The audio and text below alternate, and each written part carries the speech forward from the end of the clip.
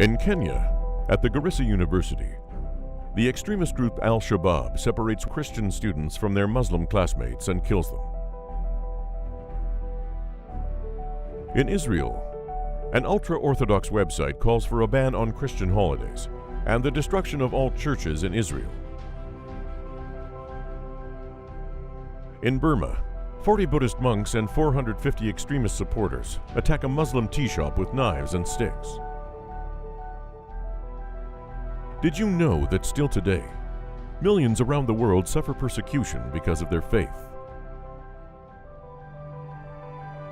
The Pontifical Foundation Aid to the Church in Need, in the latest 2014 to 2016 edition of its Religious Freedom in the World report, seeks to highlight where religious persecution limits the rights of individuals to practice their faith. The report presents the situation of this fundamental human right in 196 countries worldwide, indicating the improvements or decline of religious freedom in each country. Sadly, in the period under review, religious liberty has declined in 11 of the 23 worst offending countries, with the majority of religious persecution linked to fundamentalist organizations. Generally, the decline in religious freedom follows three important steps: intolerance, discrimination, and finally persecution, each one built upon the other. This report focuses on countries where concerns for religious freedom go beyond intolerance, addressing more closely discrimination and religious persecution. Persecution is divided into that caused by state actors like North Korea, Eritrea, Saudi Arabia, China, Pakistan, and Turkmenistan, and that caused by non-state, such as fundamentalist or militant organizations like ISIS operating in Syria and Iraq, and Boko Haram in northern Nigeria and Cameroon. In the case of state actors, in the worst offending countries, which include North Korea, Saudi Arabia, and Eritrea, the penalty for religious expression is the complete denial of rights and liberties, including long-term incarceration without fair trial, rape, and murder.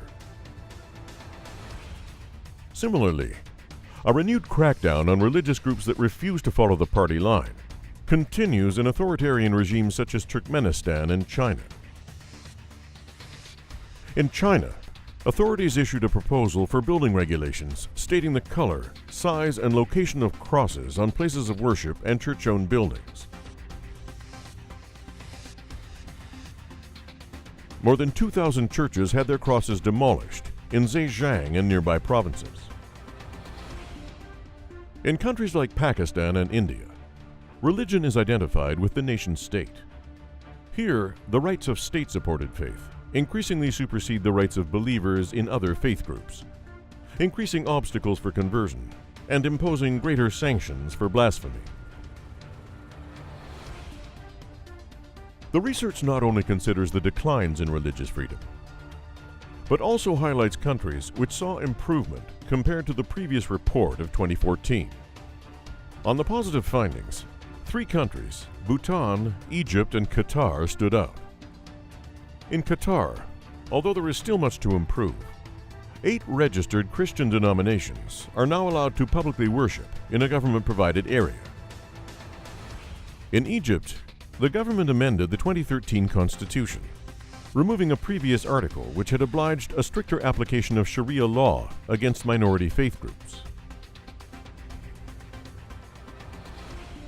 The frequency and intensity of atrocities perpetrated by extremist Islamists against Yazidis, Christians, Baha'is, Jews, and Ahmadiyya Muslims is on the rise, with recorded attacks in 39 countries, fully 20% of the 196 countries reviewed.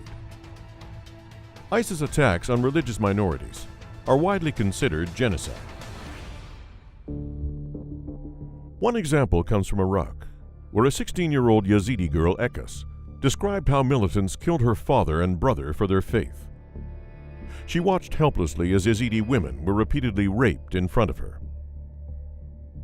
These atrocities are not limited to the Middle East, but are increasingly spreading across Asia and into Europe. In France, 2 jihadists killed 4 people and critically injured another 4 in a kosher supermarket in an anti-Semitic attack. In Scotland, a Muslim extremist killed an Ahmadiyya Muslim shopkeeper, Asad Shah, for wishing Good Friday and a very happy Easter, especially to my beloved Christian nation. In parts of the Middle East, including Syria and Iraq, violent radicalization or hyper-extremism, represented by such groups as ISIS and al-Nusra, is eliminating all forms of religious diversity and is also threatening parts of Africa and the Asian subcontinent. The intent is to replace pluralism with a fundamentalist monoculture, eliminating all space for religious diversity. This Islamist extremism and hyper-extremism, observed in countries like Afghanistan, Somalia, Iraq, Eritrea, Syria, as well as North Africa, has been a key driver in the worldwide explosion of refugees, with 24 people displaced from their homes every minute of every day during 2015. According to United Nations figures for 2015, the number of refugees grew by 5.8 million to a new high of 65.3 million, the highest figure on record. The Religious Freedom Report also highlights positive developments in religious freedom. In Pakistan, Father Emmanuel Parvez, a Catholic priest, has organized interfaith football tournaments.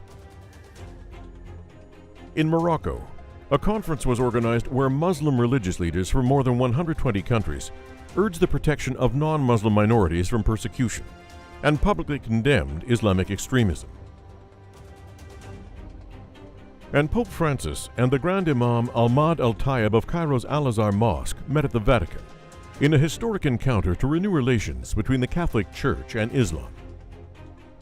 The Holy Father embraced his guest and said, "The meeting is the message." Learn more about how persecution affects the lives of millions around the world by visiting our website, www.religion-freedom-report.org. Religious freedom is a right and a responsibility that involves each one of us.